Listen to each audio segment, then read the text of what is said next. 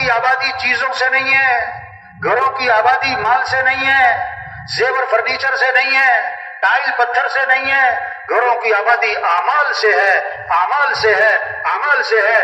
ویران گھر وہ نہیں ہے جن گھروں میں مال نہیں اور چیزیں نہیں، ویران گھر وہ ہیں جس گھر میں اعمال نہیں۔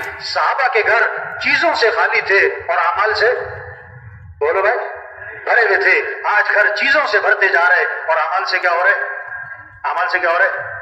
گھروں میں جو رحمتیں آئیں گی، گھروں میں جو برکتیں آئیں گی، گھروں میں جو خیریں آئیں گی، وہ مال کی بنیاد پر نہیں، چیزوں کی بنیاد پر نہیں، بلکہ گھروں میں برکتیں رحمتیں اعمال کی بنیاد پر آئیں گی۔ گھروں میں نماز کی فضا ہو، گھروں میں قرآن کی فضا ہو، گھروں میں ذکر کی فضا ہو، گھروں میں دعاؤں کی فضا ہو، گھروں میں سجدوں کی فضا ہو، گھروں میں رکوع کی فضا ہو، گھروں میں یہ اعمال ہوں، گھروں میں رحمتیں آئیں گی، گھروں میں برکتیں آئیں گی، گھروں میں خیریں آئیں گی، گھروں سے شر ختم ہوگا، فتنے ختم ہوں گے، نفس اور کیا شیطانی اثرات گھروں سے ختم ہوں گے اور نحوستیں ختم ہوں گی۔ اگر گھروں میں اعمال زندہ ہو جائیں، اعمال زندہ ہو جائیں، گھر کا ہر فرد قرآن پڑھے، گھر کا ہر فرد قرآن پڑھے، 1 سپارہ 2 سپارے 3 سپارے، اماں قرآن پڑھے، بیٹا قرآن پڑھے، بھائی قرآن پڑھے، بچیاں قرآن پڑھے، شوق ہو، شوق ہو۔ ایک صحابی رضی اللہ عنہ نے رات کو قرآن پڑھنا شروع کیا، ان کا گھوڑا بھدکنے لگا، وہ قرآن پڑھے تو گھوڑا بھدکے، وہ قرآن پڑھے تو گھوڑا بھدکے۔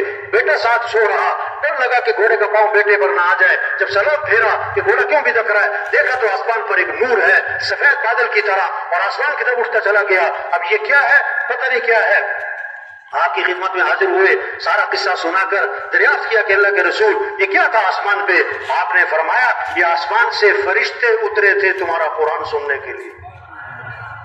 اگر